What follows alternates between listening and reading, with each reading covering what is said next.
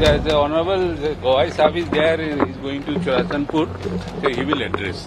Justice BR Gavai के नेतृत्व में सुप्रीम कोर्ट के जजों का 6 सदस्यीय डेलीगेशन शनिवार को जातीय हिंसा से जूझ रहे मणिपुर में मौजूदा हालातों का जायजा लेने राज्य के दौरे पर पहुंचा। प्रतिनिधिमंडल में न्यायमूर्ति BR गवई, न्यायमूर्ति सूर्यकांत, न्यायमूर्ति विक्रमनाथ, न्यायमूर्ति MM सुंदरेश, न्यायमूर्ति KV विश्वनाथन और न्यायमूर्ति N कोटेश्वर शामिल हैं। सभी जज इम्फाल से हेलीकॉप्टर के जरिए चुराचांदपुर गए। मणिपुर हाई कोर्ट के मुख्य न्यायाधीश जस्टिस D कृष्ण कुमार और जस्टिस गोलमेई गैफुल शिलू ने सुप्रीम कोर्ट के जजों का इम्फाल में स्वागत किया। सर्वोच्च न्यायालय के प्रतिनिधिमंडल ने 27 असम राइफल्स के कैंप में ब्रेकफास्ट किया और यहां से चुराचांदपुर के राहत शिविर के लिए रवाना हुए।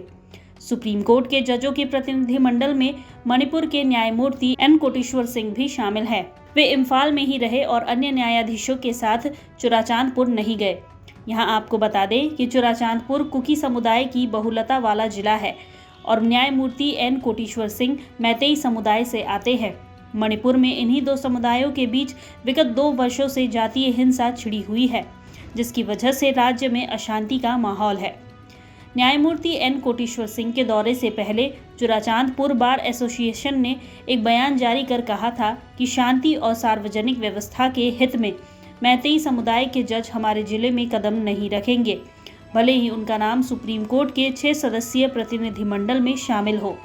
इसी कारण से मणिपुर हाई कोर्ट के 2 न्यायाधीश जस्टिस D कृष्ण कुमार और जस्टिस गोलमेई गैफुलशिलू सर्वोच्च न्यायालय के न्यायाधीशों के साथ चुराचांदपुर नहीं गए, क्योंकि वे भी मैतेई समुदाय से आते हैं।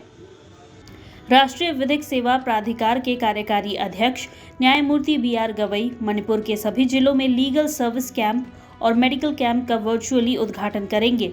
साथ ही इम्फाल पूर्व, इम्फाल पश्चिम और उखरूल जिलों में नए लीगल एड क्लिनिक का भी उद्घाटन करेंगे।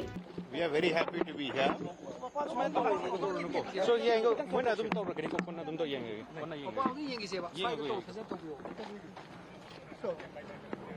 So please, we have just come. We are looking forward to the visit. We are very happy to be here.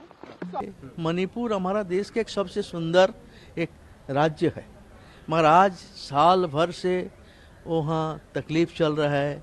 वहाँ सांप्रदायिक दंगा विभाजन RSS ने बनाया, उसके बाद इसी जनता के अंदर जो विभेद चल रहा है, संघर्ष चल रहा है।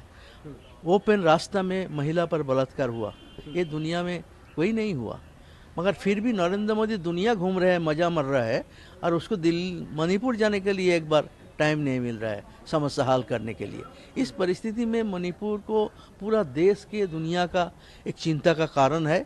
उस समस्या का जल्दी से जल्दी हल करना चाहिए और इसलिए जब सरकार नहीं कर रहा है, स्वाभाविक रूप से जुडिशियरी के नज़र में आया है जो वहाँ नहीं हो रहा है, उसको हस्तक्षेप होना चाहिए। बहुत चीज इस बात पर निर्भर करेगी कि जज लोग किसको मिलेंगे, क्या देखेंगे।